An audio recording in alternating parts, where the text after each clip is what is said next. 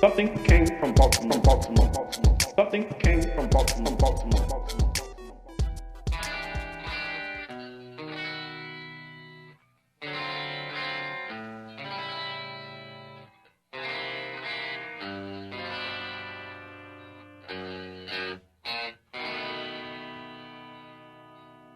Welcome to Something Came from Baltimore. I am your host, Tom Gallagher, and today I am chatting on Skype, not Zoom, with one of the best bassists of all time, Mike Watt. Watt is a working class ringer who played with the legendary punk band the Minutemen.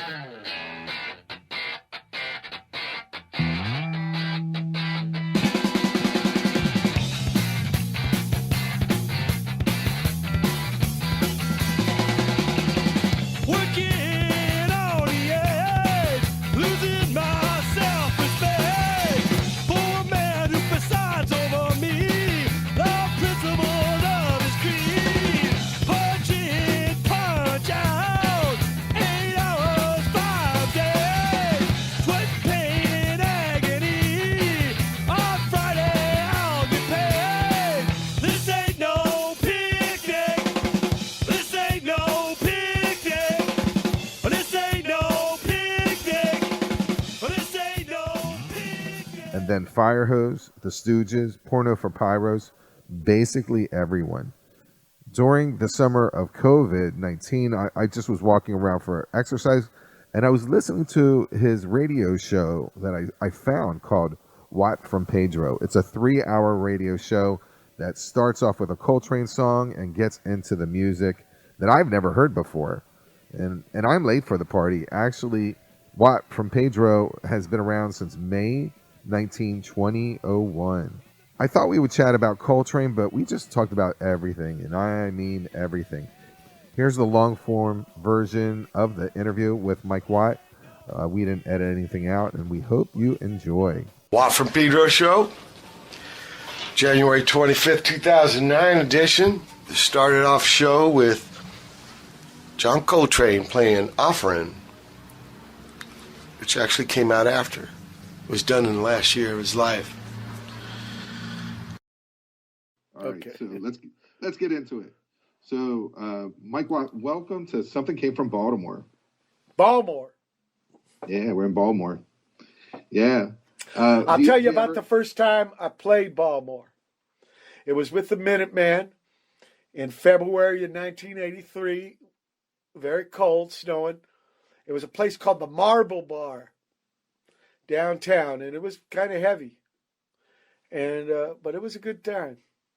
Minutemen opened up using Black Flag stuff. Then they played. The Baltimore gig goers were righteous people to play for. Yeah, they good food, very cheap to live on the East Coast. I saw you with the Minutemen at the 930 Club, probably on that same tour. DC. Yeah. Well, did you see Black Flag? Because we were opening for them. Yeah. It was. And we're talking about the 930 Club on F Street.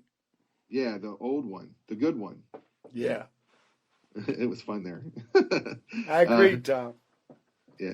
I have to thank you. During the COVID time period, I was walking and just looking for things to listen to. And I fell into your radio show. I didn't know it existed. In May, it'll be 20 years. How about that? I'm late to the party. And look, somebody once told me the only thing new is you finding out about it. Wow. And I'll tell you, it hits a nerve on what I want. I want to be challenged with new music I've never heard before. And you are such a awesome Well, host. let me tell you, Tom, part of the reason I do that show, or like the main reason, it's my trying to repay the debt to the movement. I mean, we're talking about a movement that let D. Boone, Georgie, and myself play in front of people. If something that open and that loose, I should make it possible for cats to get heard. Yeah, and you do. And the weirdest thing is that, I kind of consider myself a music snob, but I'll run through those 3 hours and I barely know anyone. Well, I'll tell you this, what you won't hear anything Mersh. Uh-huh.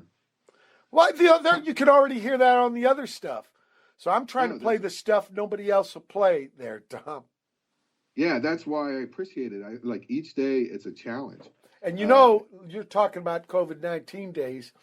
Since November, I've been doing 5 shows a week. Usually I do 1 show a week when I'm not on tour.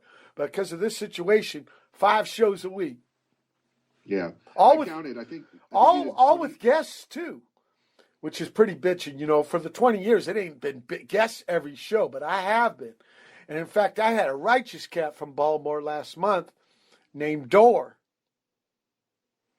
I don't know if you're aware of him, but he's got a project called Glass Network, and it's incredible music. This guy puts together some whack-ass sounds. All my shows are archived, so you can go 20 years, you know, shows you can go.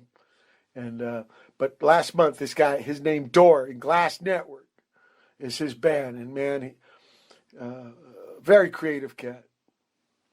So, you know, just by doing my show, at the time that's involved is people don't really realize it. But here you're doing 3 hours, you're doing interviews, you're finding music that most people don't know. How long does it take to do one show? Well, okay, it's digital, right? Mm-hmm. So that means I don't have to play it. Now, of course, I listen, and you know. But as far as making the show, you can cut and paste it there, Tom. So what I do is I prepare before we go on the air, right? I get all my music, and I put it usually into 6 blocks. And then when I do the show, I always start with John Coltrane. He's just a fucking, you know, since show 1. He's just inspiration to me. He said, music, people are after some kind of truth. I like that. You know, nothing about genre or whatever the fuck. It's just a pure. So there's just something about that with that, and I just think he's a beautiful, beautiful cat to help me anchor myself in this music trip. So I start with him, then I'll play something from my guest, and then I'll talk to him for 10 minutes, and then I'll put on a chunk of music, just pasting it in there. Right, I already got the chunks already made up. That takes about an hour. Okay, then I paste it in. It only takes a minute to do that. Then we start talking again, another 10 minutes. And then another chunk of music, and the first hour is done. Then I start off the second hour. Usually I ask my guests for 11 pieces of music, because they're going to be the bookends of each chunk of music, right? Mm-hmm. If I got 6. Of course, it starts with John Coltrane, so it's not 12, right? It's only 11. So, but for hours 2 and 3, I only talk to them 5 minutes at a time. So it ends up with about 40 minutes of spiel, about 40, 50 minutes of their music, and then about the other half, 90 minutes, is music I pick. So that's a typical Watt from Pedro show. Now, I listened to all your conversations for January, and you were mentioning that you're now getting up at 4 a.m. and going to bed at 7 p.m. Well, that started... Actually, not that early, but that started, you know, I'm 63 years old now, so it's hard to hold pisses when you're less younger there, Tom. But, yeah, with this kind of situation, too, time gets weird, right? And I still need you want to be healthy, right? So you still need your rest. It's like a toupee. You know, you move it more forward, that means shorter in the back. If you push it back, more forehead. You know, toupee, right away. Oh, yeah. Well, that's the way the conch is for me. Yeah, it's so different than when you're being on the road where you're, up really late at night. It's like that with me on the road, though. That's why, because I do pretty near all the driving. So after sound check, I got to go back to the boat, Econoline van, and conch until gig time. Mm-hmm. Then my guys will fucking pound on the hatch, and I'll go to the stage. Yeah, it's hard for me. It's just sunlight wakes me up. So even on the road, I can't live that way, Tom. Yeah, we're learning more and more that sunlight is one of the best things for you, especially at sunrise. Yeah, of course. I love and man, in the morning here in Pedro, it's the harbor, Los Angeles, kind of like Baltimore, harbor town. Fells Point, right? A lot of clipper ships were built there. Anyway, man, when I go down there crack of dawn, there's only working guys, right, on the waterfront. It's like I own the town. I love it. And then the oranges and the yellows. Love it. I want to do around the questions like you do for your people on the first hour. Is that all right? Because I never heard your answer. Tom, you can do anything you want, man. I said I wanted to talk to you, All right, okay. So what's your first recollection of music? Yeah, okay, when I was a boy, right? Because I was born in Virginia. My papa's a sailor, a machinist mate.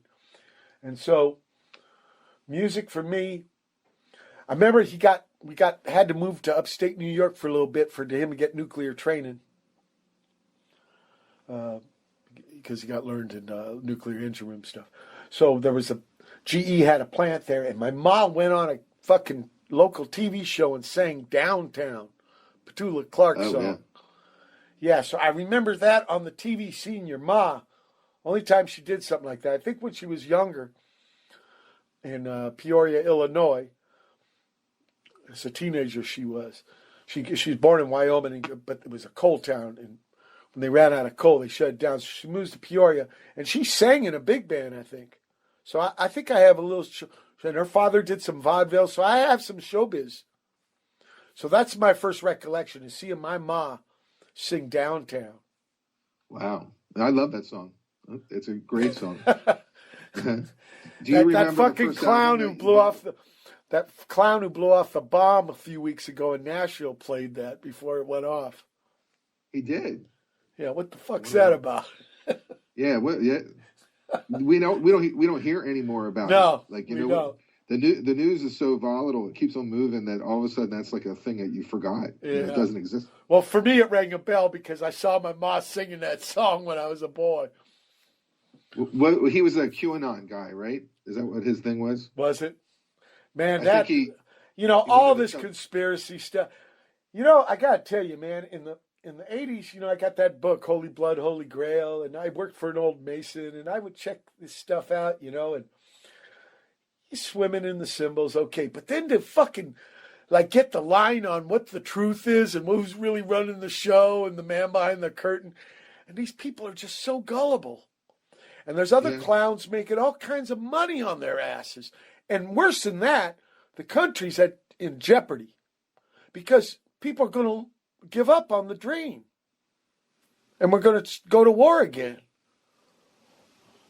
Like that worked the first time. I look at it as Fox News, where they're a news source and they're constantly pumping out some, false information. And, then it's just like talking points but Tom, I don't know if you're ever going to stop that. You're always going to have assholes yelling crazy shit. It's when people start believing it. Yeah. Right? That's when the defense has got to be. You can't really shut all these people up. I mean, you can cut them off from certain megaphones and shit, but they're always going to be spouting shit. So we got to have educated people that say, that's not right. Yeah. I went down to Florida, like Miami, like right down the time that they were doing the election. And it was one big trucker, line after another with Trump flags going up and down the streets. And it felt like a whole different world. It just felt like the whole energy level, it felt different. And I was like, oh my God, I don't know if this is going to improve. I agree with you, Tom. Okay, so we're at, what is your first album that you bought with your own money? Yeah, well, in those days, the record companies didn't like cassettes. So they came up with this thing, but, people wanted to play stuff in the car, right? You could record. 8-tracks. That's it. In Colombia, right? You put in a dime, they send you 10 of them. Then they send you one a month, and if you don't send it back, you got to buy it. Yeah. So I got this anthology of Cream. Yeah, it had all these vegetables on it. So it had some songs from Fresh, Disraeli Gears, Wheels of Fire, Goodbye. That's kind of an adult, you were a little kid, that's a kind of an adult-y kind of artist to hop on right away, if you think about it. Well, Cream is like 66. They didn't last that long, only a year or two. 66, 67. I had just come to California from Virginia. I actually lived in Virginia twice. Portsmouth born and then lived in Norfolk. Nor smoke, nor drink. But, well, Jimi Hendrix was coming on, and he had a trio. I also got that one a little bit, the Are You Experienced? But I don't know. I don't know why, because Jack Bruce ended up being a big part of my bass life. It was very, but I think it was luck. It was luck because I didn't know about bass yet. About a couple of years later is when I meet D. Boone and his mother puts me on bass. Mm-hmm. So I don't even know what the fucking thing was, but it ended up being really important. Another one I got was T-Rex, Electric Warrior. These are all These are all 8 tracks. Right? They're all 8 tracks, and they're all around the same time, right? That you get a batch of 10 for a dime. They would fade out in the middle of a song and then click and then. Well, what it was what? Let's say it was 40-minute record. Mm-hmm. 8 track actually means 4 tracks of stereo, right? So you divide that 40 minutes into, because it's one piece of tape that's continuous. So what they do is they take that 40-minute tape. They actually put 8 tracks on the tape and the head moves. So by dividing it in 4, every 10 minutes, it's going to do exactly what you said. They fade out the music and it fucking clicks and goes to the next 2 tracks. Right? Yeah. So that was fucked up, right? Like, it's time for this song to end. It had nothing to do with the artist intended, right? You got used to it, though. I think it had, Tom, I think it had a huge influence on Minutemen's songwriting besides that band Wire. Yeah. Time to end it. That's right. What's the first gig that you ever saw? Me and D. Boone saw it together. T-Rex. At the Long Beach Auditorium. We were 14 years old. Albert Hammond opened up. He got booed off the stage. And this was the place where they filmed the Don Kirshner rock concerts. And they tore it down. It's the Long Beach Opera House now. But we didn't know about clubs, right? We're 13 in 1970. So arena rock is the big shit. We didn't know about clubs till the fucking punk movement. So this was maybe 3,000, whatever, a smaller place, right? Still he was tiny. He was a little guy to begin with, but and the sound was, come on, oh God. But, it was the first gig. With Albert Hammond, It Never Rains on Southern California? Right, the Free Electric Band, he had another one, yeah. In fact, he had a son, right, Strokes. Yeah, he's big now. I guess. What's their sound? What is that band's sound? It's Velvet Underground, right? Yeah, it's almost like a little Pixie vibe. It's very power pop. It sounds like Velvet Underground to me. But Albert Hammond, kind of a singer-songwriter kind of, you had weird bills in those days. Yeah. Yeah, it was more mix and match. It wasn't so much genre dominated yet. Fuck genre. Mm-hmm. I really hate it. Well, that's to circle back into your show that it feels like a free form. Like I'm getting some techno, I'm getting some. Well, music is music, right? Music is music. Yeah, I love it. I think it changed my world within this year. So I'm thankful for it. Oh, man, I really had a problem with genre, and the punk movement showed me that. I would see a band, and the first thing my brain would do, who do they sound like? No, let your mind be free and just listen. Fuck who it sounds like. But the genre thing, man, it's like a fucking Berlin Wall. And it was physical. You could take a hammer to it. But, yeah, I had to get deprogrammed. I think music is music. And you got to hear it first. If you like it, you like it. If you don't, you don't. Yeah, you're right. And then you might change your mind, and it's okay. So that's a problem with the programs on, say, Spotify, where they create these lists, or if you go onto satellite radio and they have all these genres, like you get bored with the same. And it's reinforced. Yeah. I think it was a gimmick to help make a marketing man's job easier. Yeah. Well, fuck that. That's why I'm agreeing with you, Tom. I'm agreeing with you. Yeah. That's what I'm trying to say. Yeah. I'm in the grocery store listening to my own music. I won't allow them to pump in whatever they do. It's not my thing. Oh, you asked this question to everyone. Like, were you ever in the choir or marching band? And a lot of times you'll ask that question. You said you have a theory about it, but you never get into it because they kind of answer that question right away. What's your theory when you ask that question? Well, for one thing, I want to find out if the schools even have it, because schools have gotten rid of their arts and music programs. Yeah. That's why Flea started his Silver Lake Music Conservatory. He went back to Fairfax High. They had where you learned how to play trumpet. They didn't have a program anymore. So that's one of the reasons I asked. The other one is everybody's got their own journey through music, and they're all different. You could still, Joe Biden didn't start playing Saccharine Trust, didn't start playing guitar till he's 27. Vincent didn't start painting until his last 10 years of his life. So some people have it early. Steve Droz, the Flamin' Lips man, he told me he was his drummer in his daddy's country band at 6. Wow. Playing bars, Look, here's my experience. 7th grade, right? So I'm 12 years old, 11 years old, just before I meet D. Boone. And they put me on the clarinet in junior high. It's first year junior high. And Mr. Loon is the teacher. And after 10 weeks, he's like, Mr. Watt, you try hard. But you know what? Why don't you stop wasting your time and my time? And he looked at the class and he goes, our time. Wow. Yeah, so Watt never took another music class, okay? And I never went back to Mr. Luna to say, hey, by the way, you know how I make my living.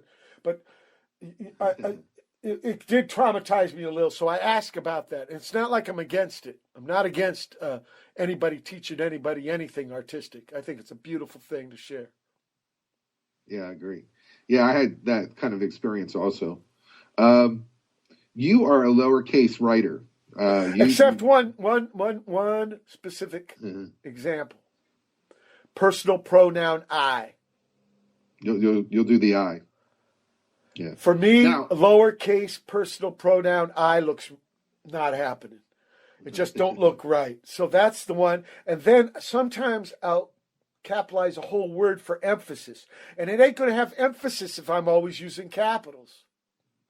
Yeah, my deal, I used to be a lowercase writer, and then I got pulled over at work, and I was told I had to stop it. But my case was that I just felt I was saving time. Like, sure. It felt like a waste of time to shift and put caps and whatever. So I was like, I'm not. Do you know about German? Do you know about German? I am German. But the German language, Deutsch. Well, barely, but yeah. Okay, there's some conventions. Every fucking noun has capitals. Okay, every noun. Now, that's kind of old-fashioned and shit. But, conventions, right? Ways humans tolerate each other, I guess. I just can't stand lowercase I personal pronoun.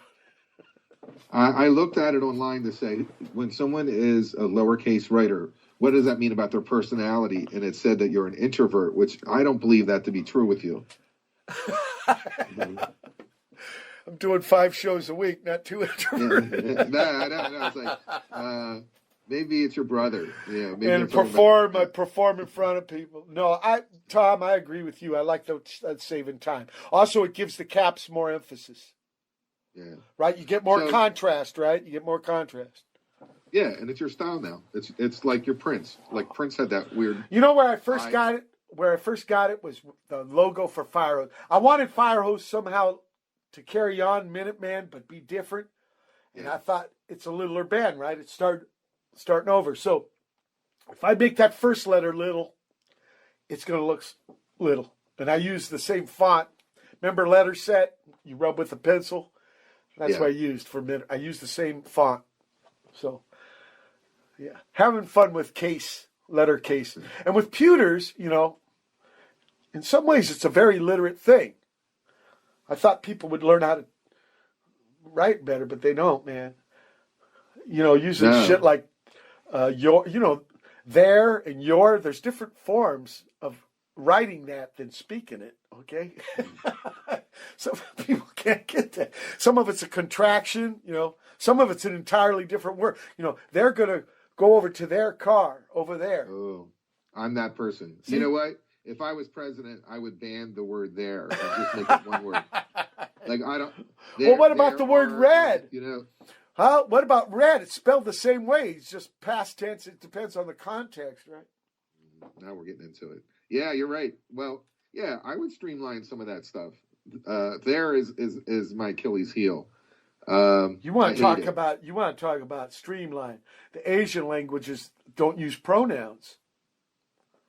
Yeah, so it's store, house, go. You're like, whose store? Who's going? Talk about shorthand. Yeah. But it makes for beautiful poetry. Hard instruction manuals, though. You know, look, like most things human, there's dualities, right? You can take the steak knife and cut the steak or cut your buddy. It depends how it's wielded. I think that's what you're getting at, Tom. It depends how it's being used. You had a kind of a comeback with Porno for Pyros. In Well, not a 2020. comeback. Actually, Porno for Pyros is the first time I help another band to that extent. I did do a gig for Saccharine Trust once when their bass player bailed out the night before for that World Broken album. But that's the first time where I helped those. Martijn was a little unhealthy, so they asked me to record a couple songs and do some tours with them. So that was kind of that whole area, that's right around Ball Hugger Tugboat where I do the solo record with 48 different dudes. Some solo record. Yeah. But so it's kind of a sea change period for me right there. The Lala 2020 though, weren't you in the concert for that Porno for Pyros? No. I played with them 1 year of touring in 96. Oh, okay. And then I played with them a few months ago. Okay. Are they thinking about coming back or bringing Pear, you in? Pear was saying something about maybe, we did 3 songs, right, for like some virtual Lollapalooza. Yeah, that's it. And he said, that's what you were talking about. Yeah. There was Lollapalooza virtually, and that was in March or April or May or something. And that's where Pear told me, maybe next year, Mike, we'll do some Porno for Pyros. So I hadn't played with him in all that area. Now, I've played with Perkins in several things. His band Banyan, a thing with Peter, the guitar player in Perk, called Hell Ride, where we celebrate Stooges, playing it like John Coltrane. But with the unit, Pear, Peter, Perk, I only did that, there was like a 20-something year gap in between. So might be on the horizon. So that's what they told me. That's why they told me. Now I would never put any pressure on those guys. They're beautiful cats. Love them. The flannel shirts that you have. Okay, I'll tell you that story. I'll tell you the truth, okay? Because everybody's got these theories about it. I'll tell you the fucking truth, Tom. Okay, remember I told you when I met D. Boone, he didn't know, the only rock band he knew was Creedence. So I go over to his pad, The first day I met him, I showed him my pad. Then the next day, you come see my pad. And he's got all 6, fuck Mardi Gras, the first 6 records are the real ones. Tom Fogerty's still in the band, right? Yeah, Mardi Gras is terrible. Yeah, well, it's got Sweet Hitchhiker. Oh, it's really rough. But it is, especially the ones that Doug and fucking Stu do. They're terrible. Yeah. But anyway, he's got these 6 records, and they're of course not in the sleeves. They're on the hardwood floor, and there's like grape juice. You need like 6 quarters on the Econo stereo, with the speakers on wires all hanging out, and so it won't skip. You got all this stuff. And so I can't hear what the fucking bass is doing. You remember I said his mom right away wants us to be in a band. So I'm okay, I got to learn these Creedence songs. Because that's all D. Boone knows. And I cannot hear the bass, I'm not acclimated or sophisticated, and plus the equipment and everything. But I'm looking at the covers, and I'm looking at the singer's shirts. I'm thinking, you know what? This is, Mark Bolan likes a boa. This guy likes, I'm from Navy Housing. I don't know fucking farmers and lumberjacks. He likes these plaid shirts. So I found these at the thrift store. And I thought if I wore those, because I could not figure out the bass. So I thought, maybe D Boon will still like me. Oh, wow. That's how I got into flannels. How are you on the flannels? Like, I've been on stage before, and it is really, really hot. Like, how are you handling wearing a flannel and being up there and playing for 90 minutes? Tom, I think it's called paying for your fashion. You're right. Fashion is painful. Right? There's got to be a price, right? Okay, pay the piper. Pay the piper. That's why I do it. I mean, yeah, it is ridiculous. It's not comfortable. But I don't know. Get this, D Boon, get this. The grail for me, especially when I was a boy, was Pendletons. And Pendletons is this raw-ass wool. And I would wear those motherfuckers with no T-shirts. And D Boon couldn't even look at me because he'd start itching. But I'd say to him, D Boon, I know I'm awake. Yeah, those all wool clothes at that time was just basically Gorilla Pad. Hair shirts. Hair shirts. Oh my God. Hey, well, we're talking about Minutemen. So I looked at Rolling Stone's top 500 albums of all time, right? And they just came out with the 2020, and Double Nickels is 267. Wow. And I looked at 2003, and you guys weren't even listed. So well, fuck, they called Funhouse the worst album ever made. Now it's like 5 stars or something. Oh, I know, it's weird. I think that's called revisionism, Tom. But like I said about we agreed that music, you can change your mind, right? Sure. Well, I mean, like in 17 years, you made it into the charts. So I mean, so people are finding about this album. It's probably the best record I played on, Tom. I paid for it. It was $1,100. It would have never happened. It would have been a single album. But Husker Du came to town and did Zen Arcade and double album. We were like, fuck, let's write some more songs so we can have one. So if it wasn't for the Huskers, there wouldn't have been no Double Nickels on a dime. And, oh, here's another thing I can clear up. The title is about driving exactly 55 miles an hour. D Boon was upset with Sammy Hagar's song, I Can't Drive 55. He says he's going to drive crazy and make fucking safe music. We're going to drive safe and make crazy music. So we were making fun because it wasn't like Zen Arcade where they wrote all these songs about a concept, this kid in a video arcade. We had to put it together, right? Because we already had one record done. So we had to make up this concept. So part of it was like, yeah, fuck you, Sammy Hagar. And the other part was Ummagumma from Pink Floyd, where each guy had a quarter of a record for solo stuff. Like we had a solo song on there. Mine was called Take 5D. D Boon would say my words were too spacey, so I used a landlady's note about the fucking shower leaking. And then Georgie did one about oil cans. And, in those days we were making records every 7-9 months because you made records to tell people about gigs. It was exactly opposite of the big racket. And so we didn't think about this was going to be our best record, but it was. Yeah, well, I'm pretty biased. I think they're all pretty good.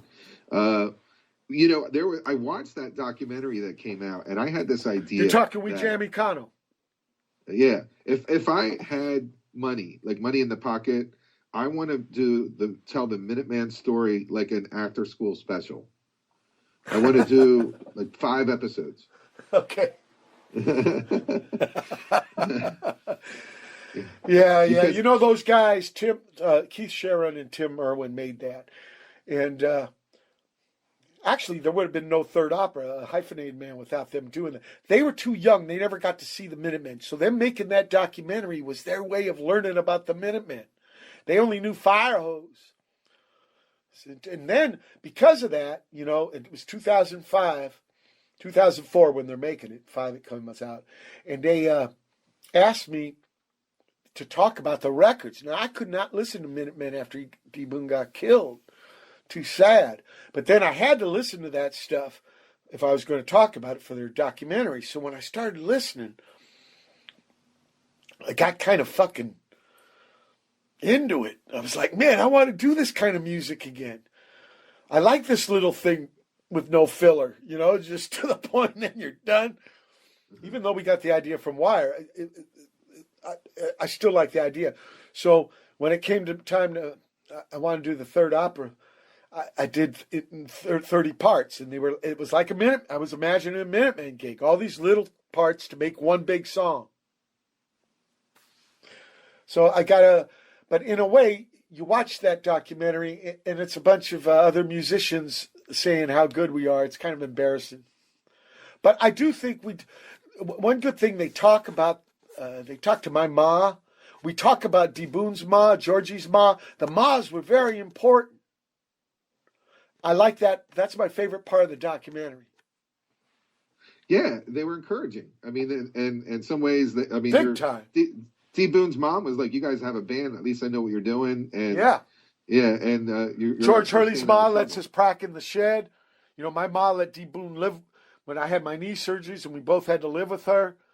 All the mas supported the Minutemen for brief parts of time. They all helped out, which is you got to be. I like the way the documentary does that. They don't say it was a manager or an A&R man. It was these guys' ma. Yeah. It's weird. Like there was one part of the documentary where you guys are getting, you guys were getting spit on, and you were. Oh yeah, a bunch. But that happened to me after Minutemen, after Fire Hose, even in the '90s, opening for Primus. Nels Klein getting hurt with dirt clods from backward baseball hat motherfuckers with his shirt off. They don't understand we're only opening up because the Primus guys asked us to. We're not like foisted. And then Larry and Les would come out and play with us, and they'd be like, But man, I've been hit with all kinds of shit, not just spitting. Spitting's lame because you got to play your instrument and you can't guard your mouth, so it flies in there. But sacks of shit, sacks of puke, cups of piss, used condoms. I thought the power went off once in Vienna, and it came back on, and I got 10 or 12 used rubbers stuck all over. I started laughing. Somebody worked at that. Yeah, they planned in advance. Now, I tell you the worst, batteries. Fuck, they hurt.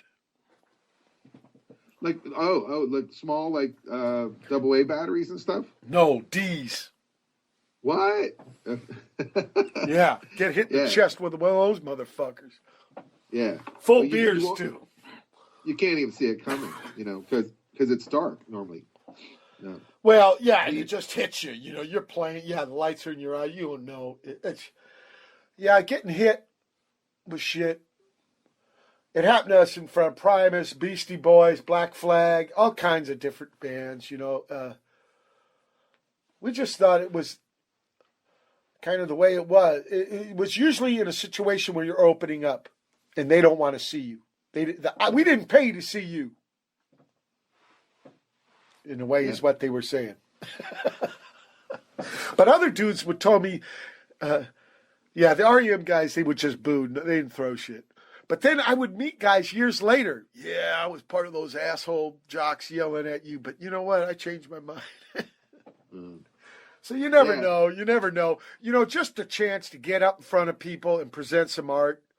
That's a good fucking opportunity. But man, it is a dice throw. They might not like it. Yeah. Yeah. I always would go to the bar and just drink and wait till the new band. You know what I'm saying?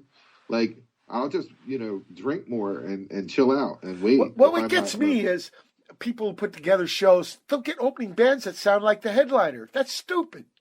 Yeah, they do that now all the time. Yeah. Maybe it's good to have like variety or difference, I don't know. Yeah. I told you in the older days there was a lot of that shit. Yeah. Yeah. Well, I wanted to talk. I love Iggy Pop and the Stooges. I just have one question, more or less, is when you hopped in there and played bass, it was at a time where they were considered, they were working big venues, large, loving crowds. No. There No. was like a wave. No? No. See, you're confusing things. Ig always called it the Stooges. I know Rob Power says Iggy and the Stooges, but he always called it the Stooges. And him and Ronnie, the guitar man, hadn't talked in 29 years when I started playing with him. They there a had lot of not been a tension? band. Yeah, they hadn't been Stooges since Metallic KO, 1974. Mhm. Okay? Now, Ig kept charging hard with his solo career. You know, The Passenger and Lust for Life, right? Kill City. Love Kill City. Kill City's a great album. Right. That's actually was like kind of a demo that he made with James Williamson. But he went totally on his own later, you know. Yeah, I like The Idiot too. Beautiful thing, those early ones. But later, I'm talking more like, you know, Bad Little Doggy and American Caesar. I mean, you know, he kept making records. And finally, Skull, you know, well, what had happened was me and Jay Mascis started playing with the Ashton Brothers. And Ig heard about this, and so he asked them to play on Skull Ring. That's why Coachella 2003 happened, and why I ended up doing 125 months with them. I was never a stooge. I was just a helper man, you know. Yeah. Okay? Those guys are 11 years older. I was finally the youngest guy in the band. But I tell you this, Tom, without Stooges, there would have been no punk movement. That band was very important to our movement. And when they were doing that stuff in the 60s, they didn't even have that word yet, right? They were just doing rock and roll. And you listen to Funhouse, it sounds like it could have been recorded next week. Yeah. It don't sound like yeah. 1970. So, yeah, I love... They're way ahead of their time, but there was a big breakdown between the guys in the band. And Scotty would tell me he would always ask Ig for a reunion, but Ig kept saying no. But then when Jay Mascis asked Scotty, well, Scotty later, but Ronnie at first to come, because I was helping Jay. After Porno for Pyros, the next guys I helped was Jay Mascis in the Fog, when Jay put Dinosaur away and did that. And we were in Ann Arbor. He says, you know, Ronnie, because I had done a movie soundtrack with him for Velvet Goldmine in 1996. And Steve Shelley played the drums because he's from Michigan too, Midland. And yeah, that was, you know, Ronnie would come to my Minutemen shows and shit. I'd see him at St. Andrew, Greektown, Detroit. And the Colonel would bring him with Niagara. And so I kind of knew him, you know, and then I played with him. So, yeah, call him up. So I called him. And then Jay says, come on tour with us. We'll do 2/3 of my songs, and then we'll do the rest Stooges. And then we got Scotty in there for Aldemar's party that Thurston was curating. And then we start doing some Europe gigs, and Ig heard about it. So he asked Scotty and Ronnie to be on Skull Ring. And then Coachella 2003, it was going to be a one-off gig. And Ronnie is the guy who got me in the band. I didn't jump on. I was asked. I remember the call. I was with my second man in Tallahassee. I think it was the second Cow House after soundcheck. And it's Ig on the fucking phone. And he goes, I pick it up at the bar there, and he says, Ronnie says, you're the man. And I couldn't fucking believe it. I said, what? He said, yeah. He said, will you do me a favor? I said, what? He said, would you wear a T-shirt instead of a flannel? I said, fuck yeah. That was fucking John Fogerty's idea anyway. And then he talked to me all about stage lighting, and he had some nightmares about the drummer in bright orange and the bass player in bright green. But whatever. It finally gets to the music. He goes, look, however we end the songs, that's how we're going to end them. And like, what? You know, then it's click. And so 2 weeks later, I leave my guys in Memphis, and I fly out to Cali. In Hollywood, we practice the day before the Coachella gig. And the first album songs, half of them fade out. So that's what he was talking about. I realized. Now, I got sick on the plane ride, but I didn't want to let them know. You know, it felt like a 20-foot pool cue was up my yang, man.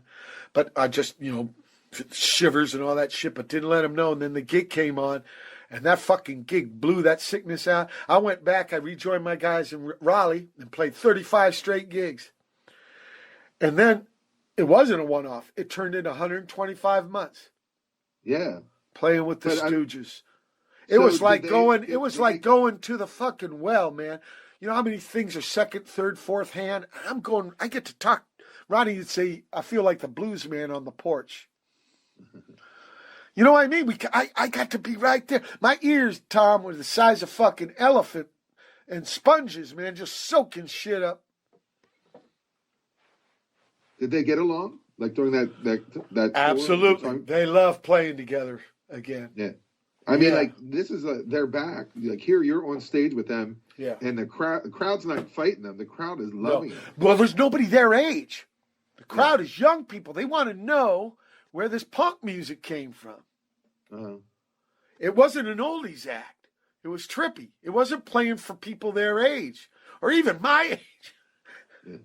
It was younger people, man, and fucking Ig knows how to bring it. Ig never stopped, never stopped. And he can work the room. That guy's got a work ethic the size of fucking Baltimore. Yeah. Yeah, he couldn't wear flannel. He'd pass out with all that energy. Sure to be on maybe half a song and then it's in my face when he throws it off.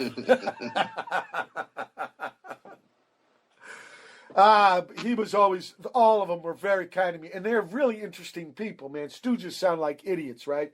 But Ig about culture, Ronnie about history, Scotty about nature, Brother Steve about politics. And these cats, they were beautiful to be with. Like I said, I never had older brothers, It was really incredible. And I felt like I owed them my best notes. I would focus, because it was kind of tough in a way, Tom. Because, God, you've been listening to this shit your whole life, and now you got to help make it happen. So you couldn't get lost in it. You had to, and Ig has this weird duality where he's totally wild, man, but then he hears every fucking note. We'd have these debriefings after the gig. Hey, Mike, I'm going to call you on the end of that. Your little... Ronnie, what's that lick there? Yeah, okay. You got that, Mike? It was beautiful, man. What most righteous classroom. Just beautiful. Just incredible. Yeah, Incredible. It's great. And it was just a wave of adulation every time that they played. Like people were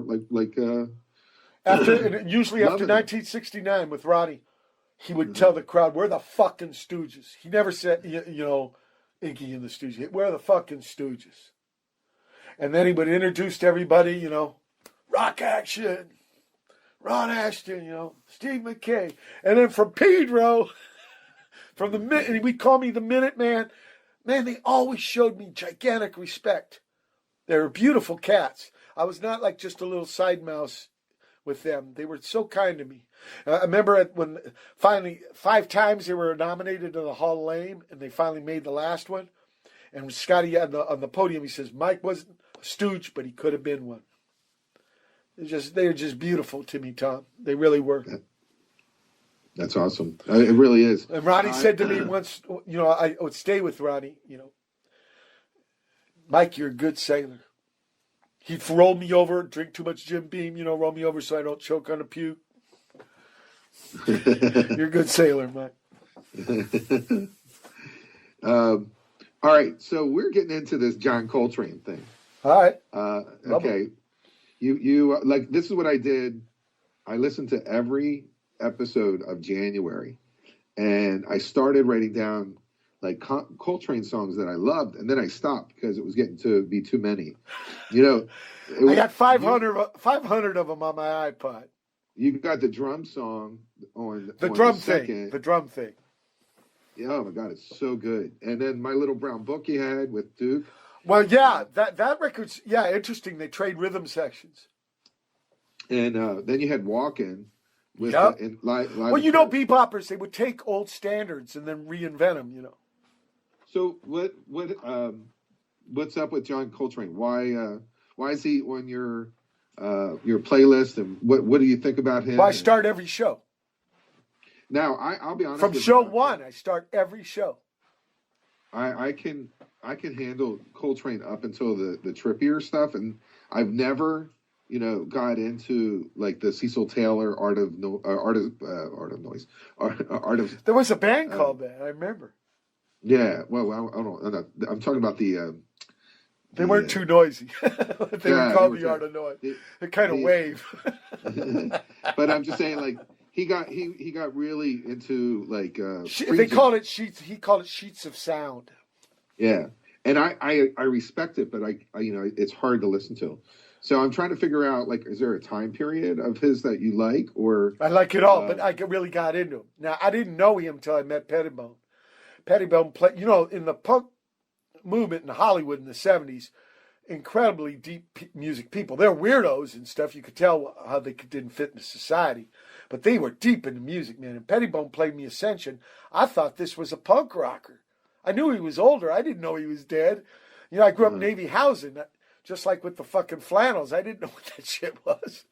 You know, so I thought he was you know, you see a Germs gig, you hear Ascension, you think it's kind of in the same ballpark. Oh, yeah. Yeah. I mean, like his whole thing about notes are. He's into emotion. Yeah, he's into feeling, spiritual. Yeah. Because, you know, I think because he was so much into practice and stuff, it would lead to one thing to another. He would, you know, want to investigate. It was like peeling a fucking onion. So I like it all. I don't expect everybody else to like it all. It just, he said, you know, I also collected a lot of the recordings of his interviews. Now, he's from Hamlet, right? Born in Hamlet, grew up in High Point. And then as he lost his father and his grandfather, so he had to move up to Philadelphia, but he's a North Carolina guy. So to hear his voice in a way is kind of trippy. But it gives it a human thing. And one of the things in one of those interviews, he says, I think musicians are after some kind of truth. And I just love that, Tom. I just love that idea. And one time, this interview in Japan, the guy asked him, what's your definition of classical music? He says, now, look, I could be wrong, but I think that's where you sit down to hear it. I just like the way he wasn't so fucking high and mighty. He had this humility. You look at the pictures of him, look at his eyes. And I got an interview with Alice, second wife. She says he never fired, never scissored anybody. They knew when it was time to leave the band. There's just something about that I think he brought to music, some interesting qualities. So those are things maybe people can't know by just hearing his sounds and his investigations and explorations. But I kind of know this on the side. And he just opened me up. He was one of the guys... Well, Raymond for sure, by playing me all kinds of stuff, taking me to Ema Sumac. I mean, all kinds of shit. Little Jimmy Scott, you know. These helped get rid of the Berlin walls of genre in my mind, and music could just be music. Yeah. So that's where that's where it gets down to. That guy was a trip. That guy was a trip. So was Blind Al Hibbler. All these cats. Raymond knew about all these kind of really unique stylized guys, you know, that never went in with the Mersh, went in with the fucking lowest common denominator. They said, hey, I'm a little different. Let's celebrate it. Yeah. That's Raymond Pettibone. Raymond Pettibone, a huge influence on my life. When I lived in Philadelphia, I had a house, and I would drive past 33rd Street, by the zoo. Strawberry Mansion. Yeah, it was... they had a sign out there that said Coltrane House. Yeah.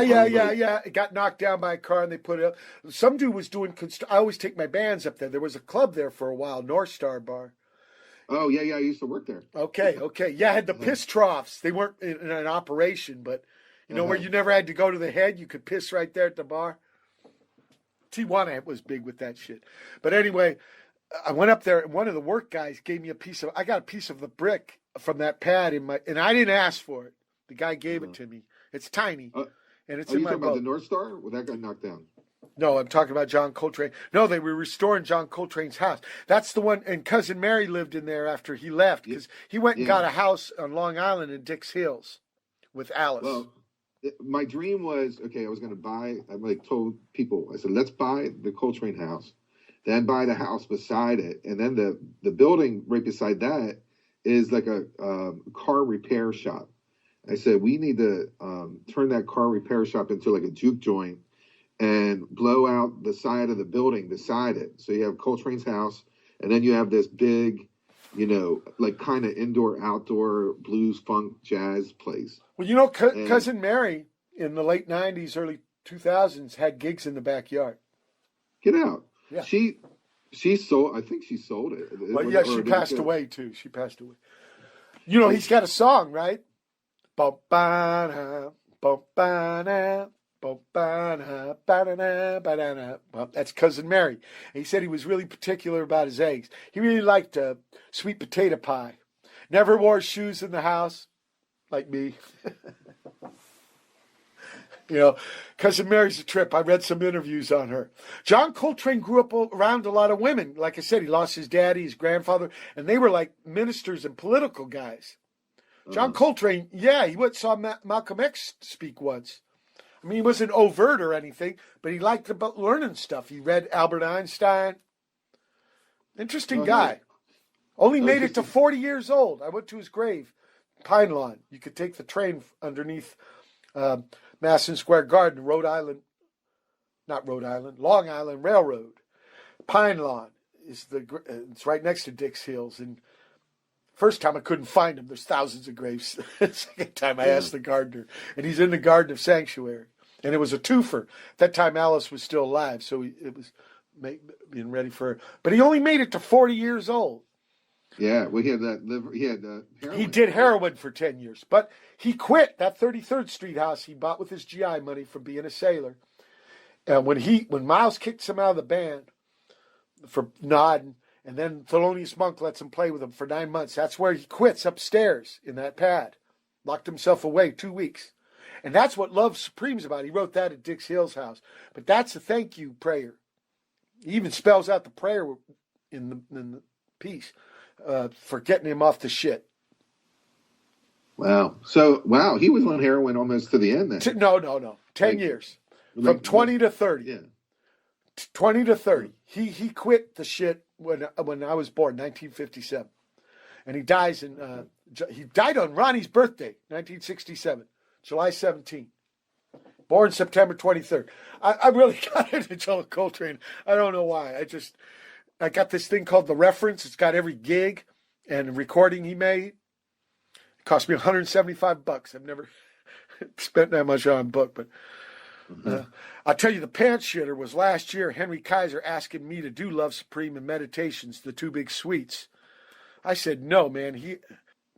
The ball's out. You know, he talked me into it. I still haven't listened to it. It's scary. You did do it. I did do it. I ended up doing it. Henry's a beautiful guy. And the drummer man, John Hannaran, and Nels' buddies, Wayne Pete was on the organ, and Vinny Galia did the reeds. 1 day of practice, then one gig at McCabe's, and then we recorded it. Total pants shitter. Fuck. I shit a pecan log. So, is there anyone like you're listening to right now that you think it's amazing? I tell you, they're that cat from your town, Door. And I had him on my show. Yeah, you know, this guy, Brother Evan Lebson, he's part of this free music thing, you know. Stuff Nels Klein tried to get happening here so long. And kind of what John Coltrane, Son Ron, these people kind of started, right? Ornette Coleman. And I've had a lot of guests. So people like Jack Wright and Bob Marsh, guy from Pueblo, Colorado. You know, guys I'm just getting turned on to. Bob Marsh called it jumping away from the pole. This idea of free music, you know. I just did a project with one of my guests, where I said, just send me drums and I'll play to it like you were in the room for the first time. Like we were doing a free gig. And now it's going to come out next month. Yeah, it's not all the bad new days. You can actually use the internet to trade files and collaborate with people. And so they're doing it all the time. Yeah. I've made like buttloads of albums with dudes I never even met. It's incredible, you know. But the stuff right now that's really happening, I got to see my favorite record right now of people that are right now, right? Not an old record. Yeah. It's Nottingham, England band called Sleaford Mods. Sleaford Mods. I'm gonna have It's to check one them guy out. spieling and one guy makes beats. And that's all it is. So it's kind of a rap band, but it's their own way. And I don't know. This guy has a good way of, well, both of them, of putting together things. Right now, that's my favorite. But that Door guy, what's good? it's spelled Sleaford, next word Mods, MODS. Sleaford Mods. And their new album's One called Spare Ribs. It's good. It's fucking bitchin'. The one thing that's good about your show is that it proves that there people are always like, oh, the music's terrible these days. Blah, blah, blah, blah. What's on the radio is terrible, but that's always been right, Tom. If you went to any period, when I think back of being a boy, there was bullshit, there was good shit. Oh yeah, Little Richard sold more fucking Tutti Fruities than fucking Little Richard, right? Pat Boone sold way more, and that was 1955. I mean, this shit's been co-opting shit and making lame out of it. It's been going on a long time. Have you ever heard Pat Boone's Tutti Frutti? I mean, that thing's terrible. Yeah, it's embarrassing. But how did it sell more? I just interviewed a guy who sounds like Pat Boone. He's a. And why is Chuck Berry's biggest hit Ding-a-ling? Why is it Roll Over Beethoven or Johnny Be Good? It's just the way humans are. We can be like herd animals and really boring. Or we could be fucking pioneer, trailblazer, rock and rollers. Mm-hmm. You know what I mean? Well, but I don't think it's a new phenomena. I think it's always been the dilemma of being human. You can be fucking lame ass, tired. Because it's laziness, right? It's trying to, I want them to like me ahead of time. So you try to pander, right? Notice there's no programs yet that can write hit songs or make hit movies. Not saying that those things are such a metric on fucking happening. Who wants to see another comic book fucking movie? Yeah. Okay. Yeah. So the majority rules for elections, okay, but not for fucking art. I think you got to you got to trust your sensibilities and be a little adventurous. Yeah, that's what's so great about your show. You did that for me because I guess I was in a rut. When I do my interviews, I look for artists that are either up and coming, that are not would be something that would be playing on the radio. I want my audience to be challenged. I want them to think about music. I love that, Tom. I love there's cats like you out there. Yeah, I don't want to do wallpaper and we already got about 10 billion dudes doing it. Yeah, you're right. But it's misleading. Tom, you see, you're getting your fucking right evidence to make your decision on real life shit. You're not like trying to cook this up in some boiler room on how to fucking defraud people. Yeah, right? There's a lot of jive bum rush, right? Well, it must be going on forever. I mean, Iggy in his documentary said that the Stooges should have been on the radio, but they changed it to like a 70s, like easy listening format that someone made that decision, and that's the way they were going in the early 70s. Yeah. I'd agree with them. I mean, the powers that be are always going to try to hold sway. Yeah. Right? Well, that's a human thing. That goes way back. And if it does get popular, what do? You dilute it and co-opt it. I agree. And you make 20 versions of it. But then, here's another little fucking aphorism, Tom. Farmer will tell you if you want a good crop, use a lot of manure. So I said, bring it, motherfuckers. Right? That's the way nature works. Yeah. Mike, do you do any drugs at all? I smoke most at nighttime before I come. It's so weird how, you were in L.A. The West Coast, so same with Washington State and Oregon. It's funny how... I thought that would have never happened, okay? I've been smoking since I was 12 and I ain't hooked yet. Do you ever do gummies or do you ever do like any of the liquid or anything like that? I did L, and I think the last time I did L was Einsternen's and Neubauten in the desert in 1983. I had a weird fucking bout with methamphetamine. Terrible experience. But some with alcohol. But with music especially, never let it get in the way. Not even Mota. Never played on Mota. Yeah. I can't hear time. I can't hear pitch. No, alcohol. Yeah. When it came to music, I always was straight. But I had some challenges with alcohol, methamphetamine. The L, I wouldn't say it was more like personally exploration. I'm glad I did that stuff. Because, it lasted a long time, like a day or two, right? And you think about things really hard. But, I couldn't do it for a lifetime thing. And then I never, never operated the bass or a vehicle. I got arrested once for drunk driving. That was enough. Went to jail. And that was stupid anyway. I could have killed somebody, right? I could have wrecked into somebody. So I don't know how much you want to talk about that stuff, but there's a lot of people who are doing microdosing, of like a LSD version, like a really small dose during the day, like just really small amounts. So they're not really high, but they have that like continual buzz. And now I'm listening to a lot of like self-help, podcasts about living right, and they're all doing it. And I was like, wait a minute, where do we get to that point? Well, psychedelic mushroom, LL. It's like I don't think that stuff is like methamphetamine or alcohol. Oh, meth is completely different. Well, it's a droga though, but it's a droga. What I'm saying is some drogas I think are more therapeutic than other ones. Yeah. The problem I don't think methamphetamine is too therapeutic. Meth, if you drink all night and you do some meth, all of a sudden you're like sober, or you think you're sober.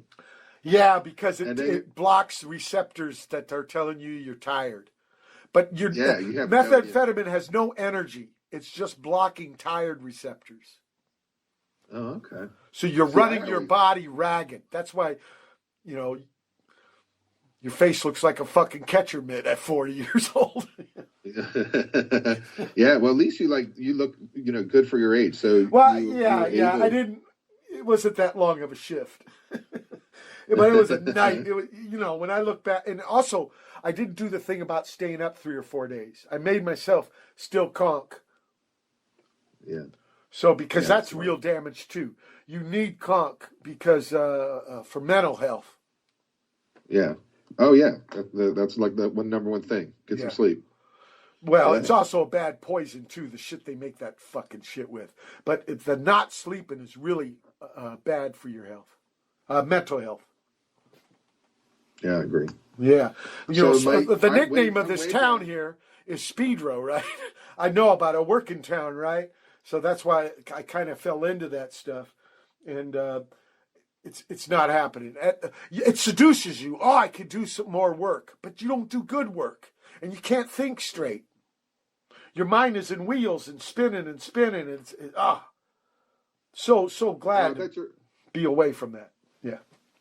I bet you're now like when you're tired, you're tired. Like you listen to your body and say, "I'm actually tired is a gift." Yeah. Because life, I've learned, Tom, it's just like having your own band or being a sideman and helping the Stooges. It's about taking turns. Even at the basic level, inhale, exhale. You can't always inhale. If you're always the boss, you're not going to learn everything. If you're always awake, yeah. See, we got to get, why does a dog lick its balls? Because he can. So we got these fucking maximalist ways of thinking that are just out of sync with the reality on the dealio. Mm-hmm. I believe. Sometimes. Do you have like cable? Do you watch cable TV? I got rid of it about 5 years ago.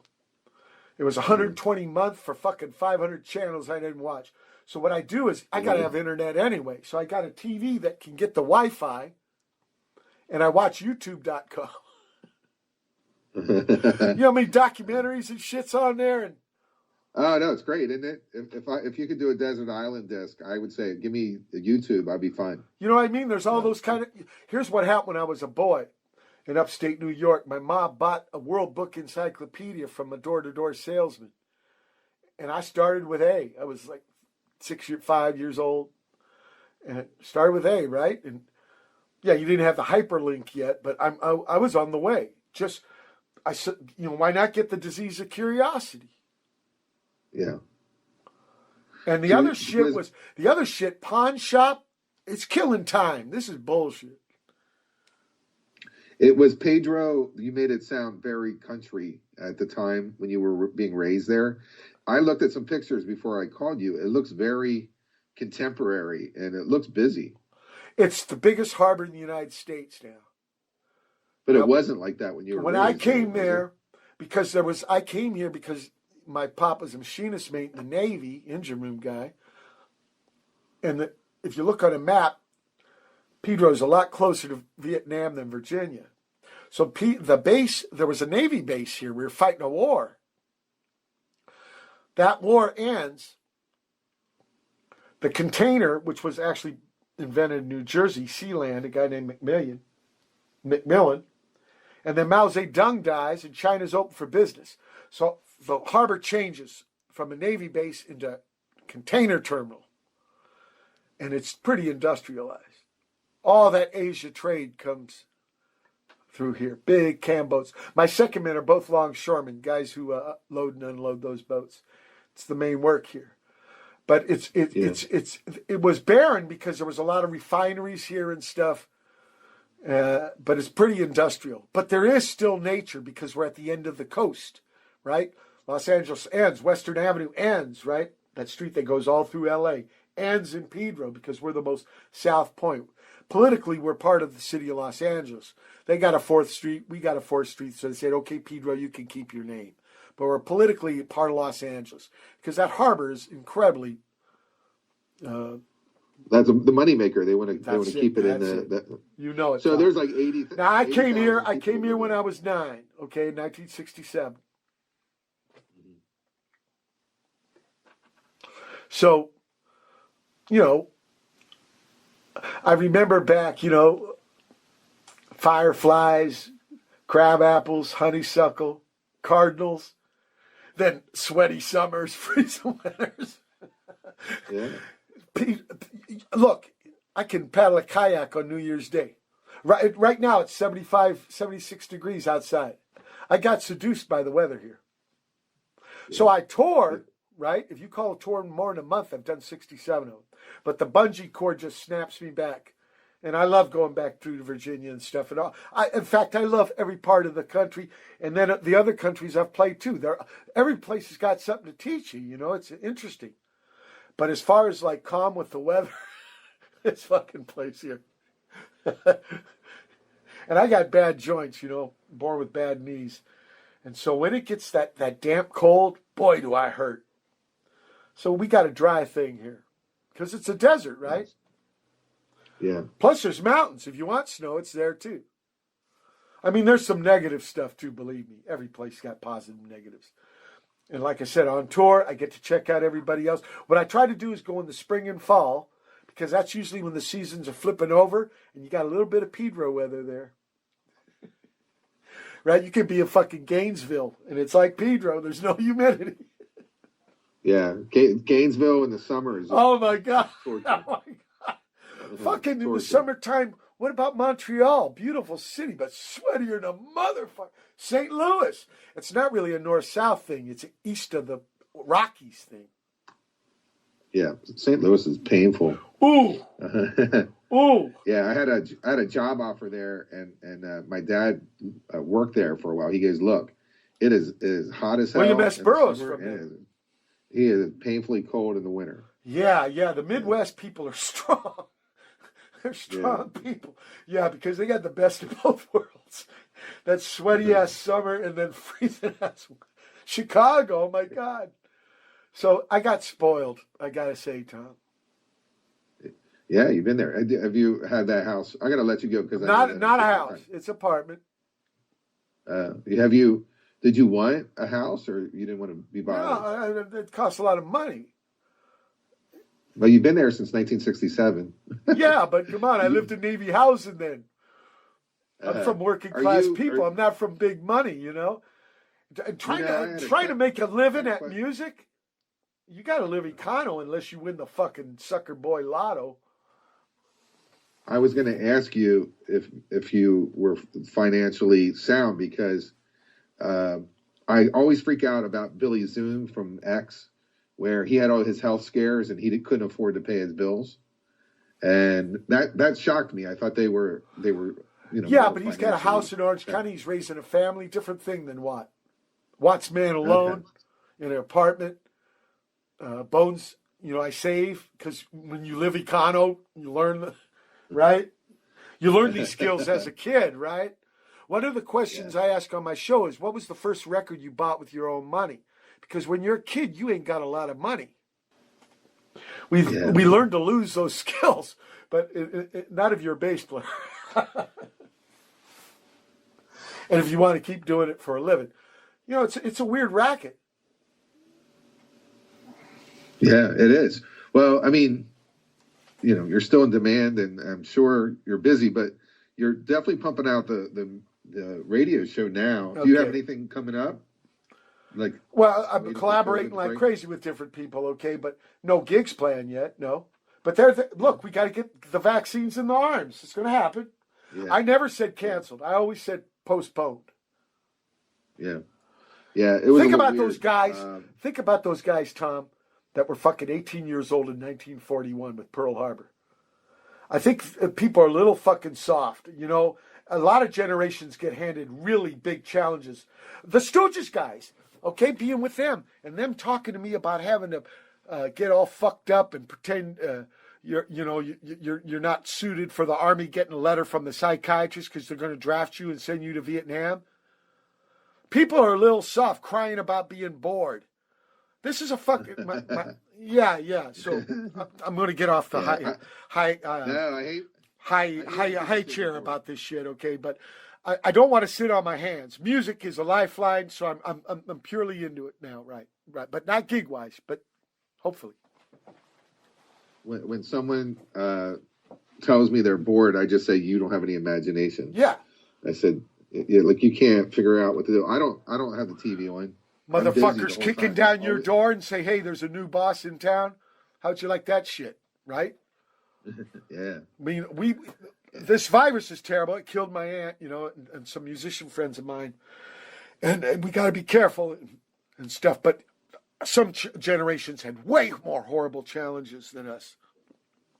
So I'm not saying, get out of touch with your feelings and stuff, but also get the big picture, because things could be, and who knows if another motherfucking thing's going to come, Maybe we were lucky for 100 years not to have one. I tell you what's a trip. I'll tell you the weirdest kind of coincidence, though, Tom. The last tour I did was the fall of 2019, and I was fucking sick. It ended on November 1st. I had 45 gigs, 45 days, no days off. I drove every fucking mile, 13,380 miles. I said, I'm not going to get sick this tour, so I wouldn't shake people's hands. And people were getting pissed off at me for giving them elbow and shit. And sure enough, I didn't get sick. But I had no idea that the next month was this shit, okay? But there's something about infecting each other. When you're driving, does that, your knees already are, you said they were already fucked up. Yeah, I'm born with it. It's called, same thing that Ig's got the same thing. It's called Osgood Schlatter. When you're growing up, it's a genetic thing. Some parts of your body grow at different speeds than other parts. And in the knee, it really fucks up with the patella, with the kneecap. Underneath the kneecap? Well, just the kneecap is tied on in different areas. So if the bones grow at the wrong speed, a big old gap opens up. And it's easy for it to dislocate. And you have weakness. Oh, wow. Yeah. I had to have surgeries in my early 20s to try to correct it. The condo life is the way it's going now these days. People are scaling down. Well, they realize that what's important, collecting stuff is not as important as just. That's right. Shit hoard. I think even Jim Morrison, right? Shit hoarders and admirals. Shit hoarding. Really. When you think of when my mom died, She died about a year and a half ago. My sister said, "No one wants your shit when you're dead." That's right. They'll sell it. They'll move it right out the door. Fuck. And I saw it. It'll be right on. I saw it. I saw it right out the happen, sidewalk. Tom. I saw the reality on the dealio. Uh, But you know, They'll fight it. all this fight stuff over the about good get this, my neighbor and the other pad, he told me the family Bible was a huge fight. Who was going to get the fucking Bible? People are peckers sometimes. Yeah. But then they're bitching too that sometimes. I don't want to give up on humanity because I met beautiful people. In fact, you sound like a good cat. Yeah. Well, yes, I am. I'm a Quaker. Like I have a different viewpoint on stuff. Ben Franklin. But yeah, Ben Franklin. Yeah. Yeah, pretty bitchin' Masonic hall he had there in Philly. I've been to it a couple times. Yeah. Yeah, They had, you know, I read had Tommy two rooms. Pynchon's. Tommy Pynchon wrote a book called Mason and Dixon, and one of them's a Quaker. They didn't believe in slavery, and they fought against it. That's right. That place that you saw, they had 2 rooms, one for men and one for women. They wouldn't let the women Yeah, in, and they had Freemasons this don't use women. gate around it. They've got an Because- auxiliary called Eastern Star. I know about that a little bit. And I know that there was a big problem with the Philadelphia guys and the Lancaster guys. Lancaster guys wanted to kill Indians, natives. They weren't really Indians. They're from here. But yeah, Yeah. you know what I mean? Really? Yeah, there was huge belligerence between, because that was the frontier, right? Uh-huh. Lancaster, the middle of the state. It's still the frontier. But It's- the Quakers were a benevolent society. Yeah. The thing with Lancaster is that everyone's getting poisoned because of all the farmland, of them dumping all the chemicals That's on it right. for years and years and years. We got a place here in Cali called the Salton Sea, and it was destroyed by fertilizer. Yeah. Just that happens a lot. destroyed. Carolina Don't say with anything about- North Carolina with the pig farming. Yeah. And then you got that coal ash. Remember the coal ash? Absolutely. Look, it's nearsightedness. It's short term. Nobody's looking down the road. They say they're pro kids. Bullshit. They No, just want okay. something to feel self-righteous about, because what's really counts is your behavior, not your fucking spiel. I think. Yeah. Right? The walk, not the talk. Yeah. Yeah. Hopefully, things improve. We'll see. Absolutely. You know, I'm an optimist. I'm an optimist. yeah. I'm on your Yeah, side, Tom. Hopefully this will change things. All right. So I thank you for doing this for me. We're about an hour and a half. 1 hour, 23:52. Yep, it was good. My show is more or less like jazz, blues, and R&B. So we were going to focus That's on great stuff. John Coltrane. But I'm such a fan of, John Coltrane Minutemen. started with R&B. In fact, Cleanhead Vincent got him on the tenor. He played alto before that. Yeah, I mean, these jazz guys, did everything. The fact that I look at these guys like from the past and their ability to be creative during like segregation and to like really just push the boundaries of everything is crazy. But I also think of that one thing that's good about Coltrane is that he had tight bands. I mean, they would play during the day. They would play Because, and I think he record learned that. He learned that from Miles Davis. Miles Davis knew how to put together groups. He knew he was never going to play as good as Diz. So I'm going to have good. And some people, I'm going to be the best guy. So I'm going to have little midgets around me. Miles was saying, no way. I'm going to get the best guys in my band. John Coltrane was one of them. And John Coltrane said he learned many things from Miles. And one of it was about getting a good band around you. Get that plus be tight, That's what I mean by good. That's what I meant by good. Guys who actually play together. Remember? Yeah. An ensemble, you make an interesting conversation. Yeah. These guys that like are passing tapes around, it's it's a little different than sitting in the room and working things out. There's very few bands anymore. It's always just like a guy with a couple people. That's kind of why I was even asking about the Stooges to see if they were getting along during that time period. Yeah, they totally were. They really liked playing with each other. It was 6.5 years with Ronnie, and then the rest with James Williamson, and some bad stuff. Stuff that you don't take care of in the past, it will come back, and it kind of did with James Williamson and Nig a little bit, but still, I really think it was not a business thing. You could tell that they really enjoyed playing with each other. Yeah, I still go back to Kill City. That's Sell Your Love is like just one of my favorite songs of all time. Yeah. It's awesome. And the song, it's Los Angeles, SoCal. Ig really had bad experiences here. He didn't like, and he never stayed here long. Whenever we would play here, he'd get out as quick as possible. He had some bad experiences here. He lives in Miami, and he has a pad in Cayman. And he has a radio show on the BBC. Really? I wouldn't shit you, Tom. Yeah, I'm going to have to check it out. All right, young man. I'll let you go. I thank you very much for this interview. Very welcome. I'm going to make this into an MP3 and then send it to you. Do I send you my email or? Don't I already got it? Can it get? Okay, send the email in a Skype message. You got it. Yeah, you have it. I couldn't find your contact information. Like I went around and looked around, and I sent it to the company that I guess warehouses your radio show, and he flipped it to you. Yeah, those guys support. So Bofus at mindspring.com. I've had since the early 90s. Okay. Yeah, I do have that one. I have it. I have your email. It's from a terrible joke. These two guys. But Bofus, isn't that Hank Williams?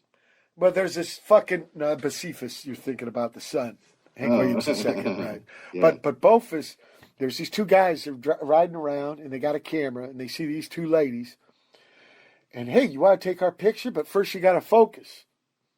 And they go, Bofus.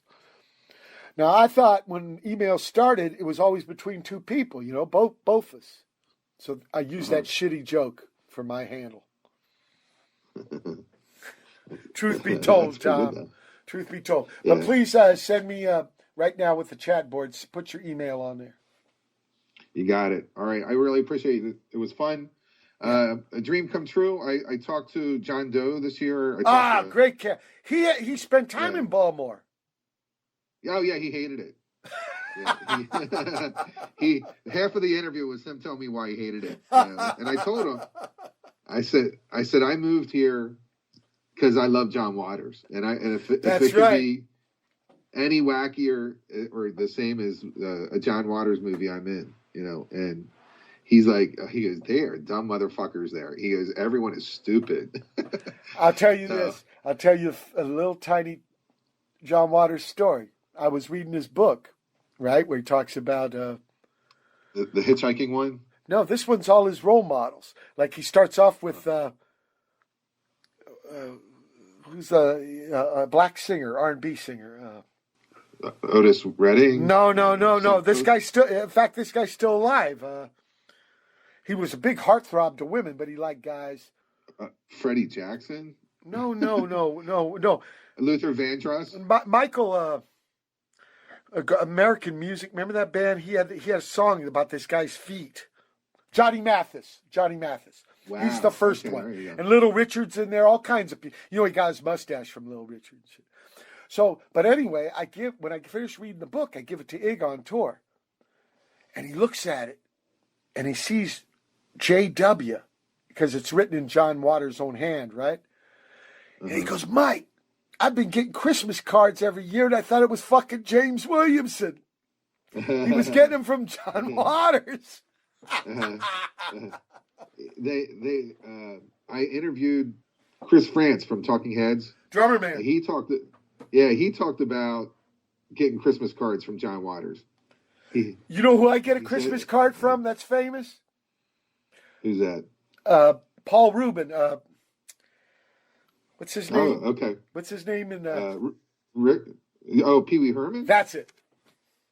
He sends me one every year. One time I was on some talk show thing, my third opera came out, and he was the next guest. He goes, what's your address? It's like 10, 11 years ago. And I gave it to him, and he's been sending me Christmas cards every year. Are they Pee Wee Herman? Or Yeah, it's him, like with the snowman or some shit.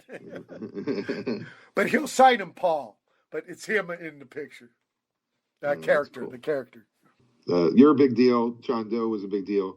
Chris Frantz was a big deal. And he just did that book, right? He did the book about being married. Yeah. He talked about New York a lot. He said everyone was complaining that, he was talking about the CBGBs, and he was talking about the scene, and how, he spent most of the book talking about, them in the early days, and people were really upset. They said they were spending too much time in New York. And I said, no, I actually want New York. There's going to be movies about that time period of all those artists that were hanging out, at that time, like when it was a dangerous city, Of course.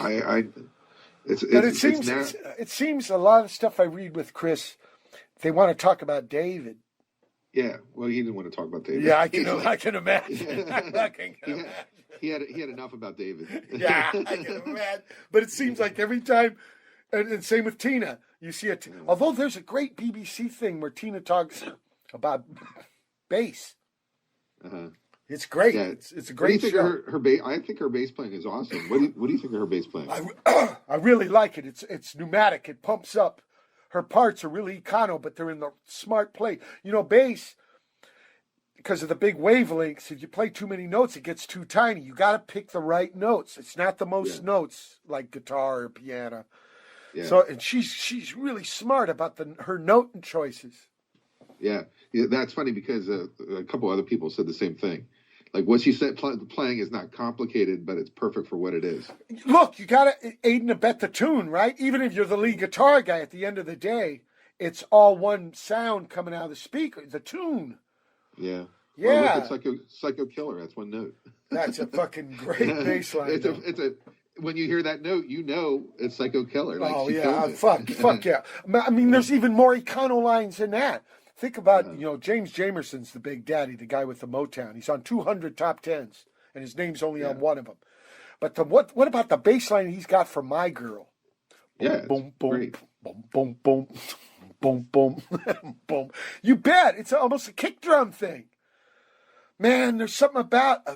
I saw Stanley Clarke just recently say, yeah, anybody could do a bass solo, but write a good bass line, that's hard. Yeah. I got one other tiny story about Stanley Clarke, his stepdaughter. She came, saw me play. After the gig, I didn't know. She comes up, I'm Stanley Clarke's stepdaughter. Hi. You know what? You don't play bass. And I said, well, yeah, I'm learning. Wrestler. He goes, no, you fuck bass. Oh, wow. That's cool. Stanley Clarke his stepdaughter told me that. I was like, thank you, ma'am, and I loaded up my shit. She maybe early 20s or something. What's your opinion on like jazz when they do like jazz will always have everyone does a solo. And, I know, and it gets gratuitous. Look, I know from the gigs Pettibone took me to, when it's time for the bass solo, that's when everybody takes the piss. What do you think about when they go inverted, where they don't even pound it out, that they go inward, where it's quiet? That drives me crazy. But I'm just wondering what you think. Well, anytime you make stuff predictable and gratuitous, you got people sleepwalking. Uh-huh. As a metaphor, like for their brain. So I think you got to use surprise and stuff to keep them, listening. You can't get gratuitous. And that's what... Look, the big joke is Thelonious Monk would have never won the Thelonious Monk competition. They're always... orthodoxy always wins over exploration. Yeah. So what was a once vibrant, alive art form gets turned into the glass box with, Vlad Lenin in it.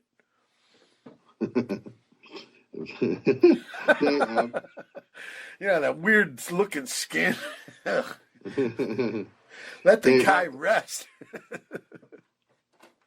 Monk only did like 61 songs though. Like he repeated them over and over. Yeah, but But he probably never played him the same way though. He'd get up never. and dance. What what kind what kind of what kind of mental health issue do you think he had? Well, I think, Schizophrenia? yeah, and I know for sure Bud Powell got electrocuted things, and that really wrecked his playing. So Monk, maybe some self-medicate. Also, man, he had to deal with beatings and, like you were saying earlier, with the racism and shit. Who knows if that stuff, was it defensive, just trying to protect his. Remember the end of Brazil? They're in his fucking brain with the goddamn. It's no samurai. That's a scalpel. They're in his brain. Uh-huh. So maybe Yeah, he I was forgot just about trying that. to defend himself in a way. What do you think about Mingus? A little Bellage, huh? Little Bellage. He's from here, He's not like those guys. He's West Coast. Eric Dolphy, Los Angeles. Actually learned in school. Red Collender, right? The school system. Making fucking Eric Dolphy's daddy builds him a prac pad in the backyard. Incredible. See, that's why I ask those questions about the school and stuff, because actually some music, jazz, wild stuff came out of the school system. Yeah.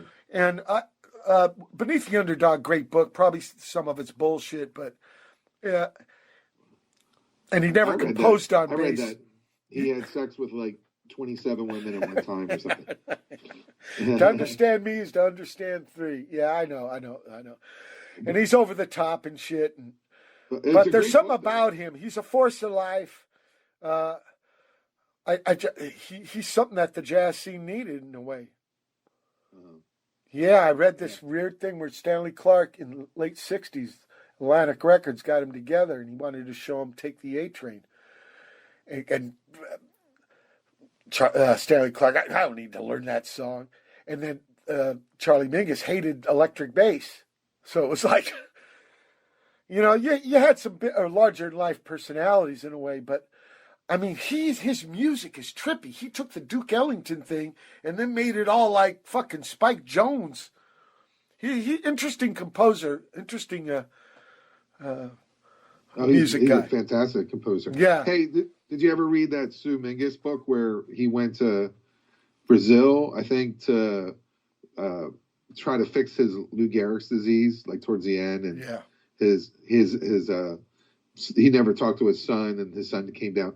I want to make that into a movie too. Once I do your TV special for Minutemen, I want to do that book. Yeah, some of these people, like in that Miles book, he says the two biggest disappointments in my life are my sons.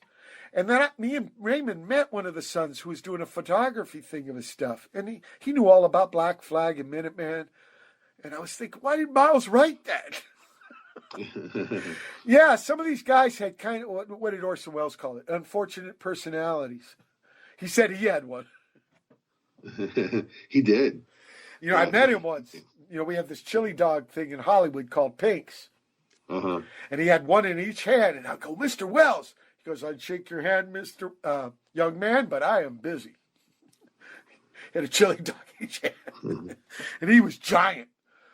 I mean, not just fat, but he was like 6'6", 300 pounds or something. A couple years before he passed away. Incredible cat. But sometimes that happens. There's the artist and then there's the work. And it's like, uh-oh. Yeah, well, I think that, that people were allowed to be eccentric back then. And that was part of the mystique. Because one of my other disc jockeys loves James Brown. He goes, Yeah. how'd he get away with all that stuff? Or, how did he get away with the wife beating and being, terrible? And he said the same with Ray Charles. How'd they get away with it? And he said, people didn't even pay attention to it. It was common back then. The domestic abuse was just not that big a deal. That was a bad thing. And, nothing to be proud of. Nothing to be proud of. Both of them had drug problems. Yeah. In fact, Spot, the producer guy, the old Minutemen producer guy, lived next door. Grew up in Lamert Park next to Ray Charles, and saw him get a speeding ticket. He had a guy in the car with him. Yeah, he was drag racing blind. Really? I wouldn't shit you, Tom. That's crazy. Yeah, totally fucking crazy. And Jim Brown, he fined some of his backup singers for wearing the wrong clothes to the airport. Not to load a clam on the stage. Yeah, so some of these guys, a little over the top, you know. Yeah, a little over the top. But he got a pass. Yeah, because of their art. You know what I'm saying? If you do get away with it. Look at Caravaggio. That dude killed a dude. Stabbed him in the balls, right? He gets a pass. Well, kind of. He kind of did. You read about his life. But, I mean, that... I guess if you do good art, you can. Phil Spector didn't get a pass. Well, till the murder. Like, he was good up until the murder. Yeah. You know, being a Beatles fan, like, he was, like, crazed out back then. And those guys, you know, he got credit for Plastic Ono Band, but he wasn't there. He wasn't there in Imagine. He put strings on at the end. Yeah, Paul McCartney did want strings on his, yeah. I read about that. George Harrison hated All Things Must Pass. He said he was ruined by Spector. So whatever he did, you know, they didn't like it. Yeah. And then he stole the rock and roll, masters from Lennon.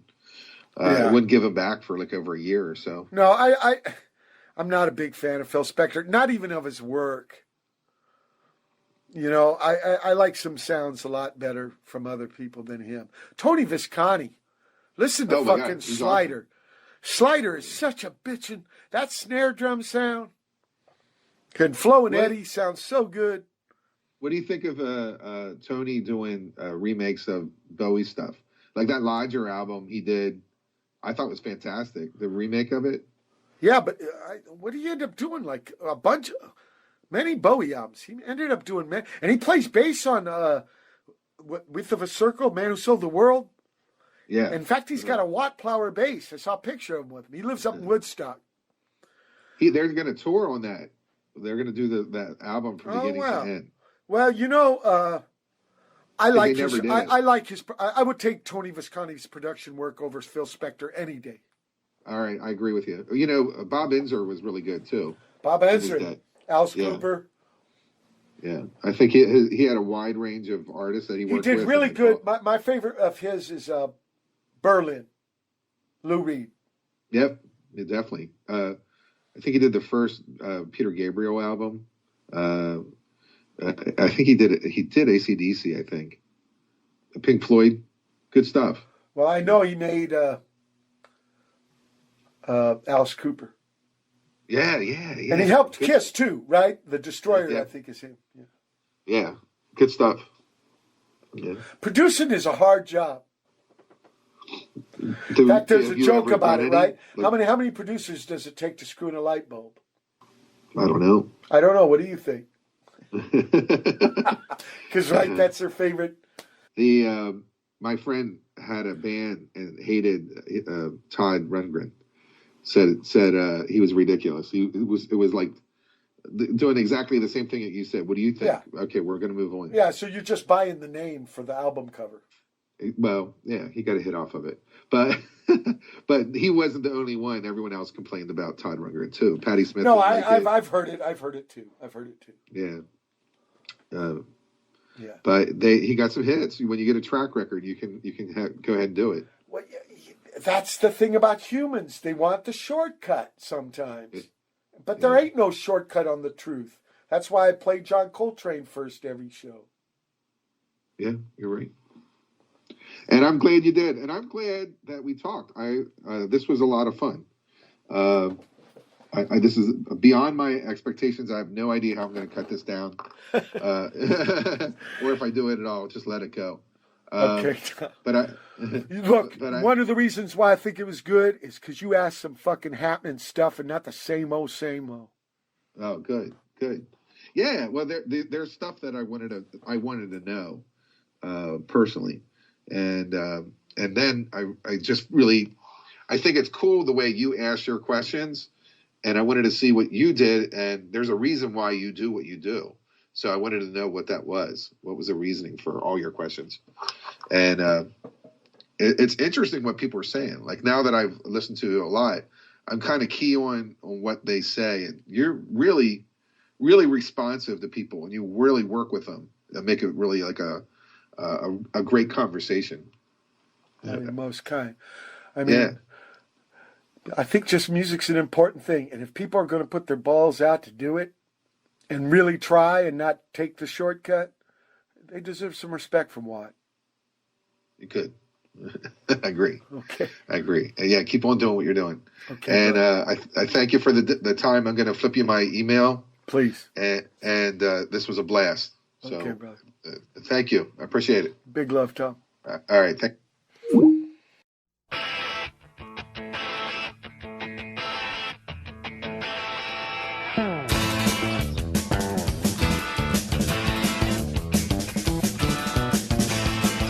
Captain, there are doubts regarding your ability to lead them. The men lead them. There are doubts in your ability. There's too many blinds in your analogy.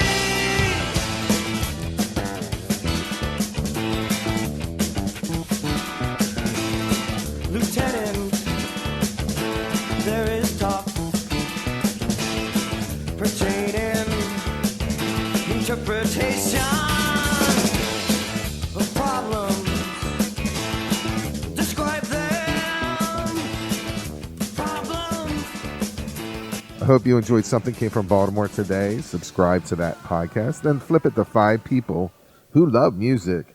And, we are everywhere except for Spotify because we play music here. We want you to be a part of that Be More Music scene.